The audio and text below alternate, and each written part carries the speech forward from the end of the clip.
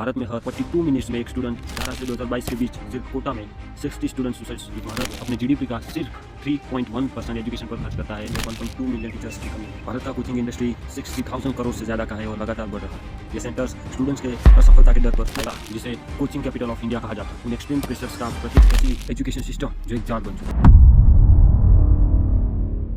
भारत एक ऐसा देश जहां 1.4 बिलियन लोग रहते। यहाँ शिक्षा सिर्फ सीखने का माध्यम नहीं, ये सफलता की चाबी समझा जाता। लेकिन इस चमकती हुई तस्वीर के पीछे एक कड़वा सच छुपा, एक ऐसी एजुकेशन सिस्टम जो एक जाल बन चुकी है। भारत की एजुकेशन सिस्टम की जड़ ब्रिटिश कॉलोनियल काल तक जाती है। 1835 में लॉर्ड मैकोले के द्वारा शुरू की गई ये प्रणाली एक ऐसे वर्क फोर्स बनाने के लिए डिजाइन की गई थी जो ब्रिटिश एडमिनिस्ट्रेशन को सपोर्ट कर सके।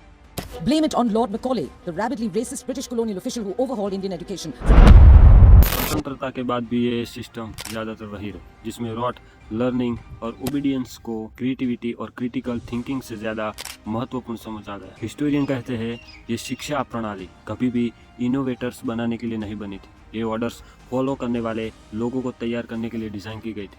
अफसोस की बात यह है कि आज भी ये अप्रोच चालू है। भारत अपने जीडीपी का सिर्फ 3.1% एजुकेशन पर खर्च करता है 2021-22 के हिसाब से, जबकि विकसित देश जैसे फिनलैंड और नॉर्वे 6% तक खर्च करते हैं। 250 मिलियन स्कूल गोइंग बच्चों में से 30% से ज़्यादा सेकेंडरी स्कूल के पहले ही ड्रॉप आउट कर देते हैं। कोटा, जिसे कोचिंग कैपिटल ऑफ इंडिया कहा जाता है, उन एक्सट्रीम प्रेशर्स का प्रतीक है जो स्टूडेंट्स महसूस करते हैं। हर साल यहाँ 1.5 लाख स्टूडेंट्स आते हैं। IITs और एम्स जैसे प्रेस्टिजियस इंस्टीट्यूशन में एडमिशन के सपने के साथ। एक स्टूडेंट कहता है, मैं दिन के 14 घंटे पढ़ाई करता हूँ, मेरे पेरेंट्स ने मेरी कोचिंग के लिए सब कुछ इन्वेस्ट कर दिया है, असफलता कोई ऑप्शन नहीं। लेकिन इस दबाव का एक अंधेरा पहलू भी। 2018 से 2022 के बीच सिर्फ कोटा में 60 स्टूडेंट सुसाइड्स रिपोर्ट किए गए। एक साइकोलॉजिस्ट कहते हैं स्टूडेंट्स पर अत्यधिक मनोवैज्ञानिक दबाव होता है। ये सिस्टम उन्हें असफलता से डील करना नहीं सिखाता,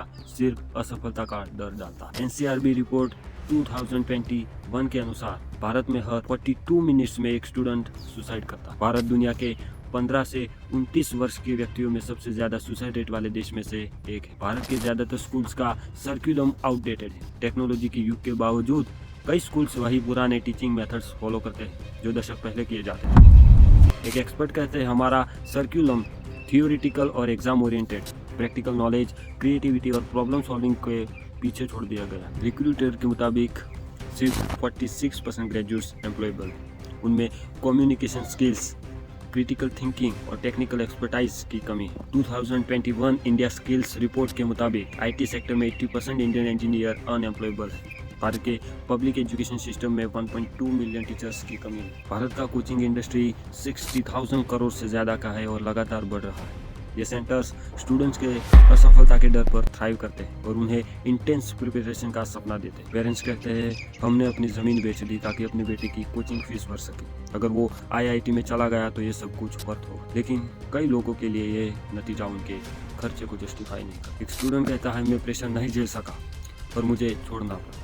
अब मेरा परिवार कर्ज में और मेरा करियर अभी भी अनसर्टेन है। इस प्रेशर का असर स्टूडेंट्स के मानसिक स्वास्थ्य पर हो रहा है। एंजाइटी, डिप्रेशन और बर्नआउट अब आम हो चुका है। पेरेंट्स और स्कूल्स रेयरली स्टूडेंट्स के इमोशनल वेलबींग को समझते हैं। WHO के मुताबिक 56 मिलियन इंडियंस डिप्रेशन और 38 मिलियन एंजाइटी डिसऑर्डर से पीड़ित। NCRB डेटा के अनुसार 10,000 स्टूडेंट्स ने 2021 में सुसाइड किया। चैलेंजेस के बावजूद उम्मीद की किरण भी है।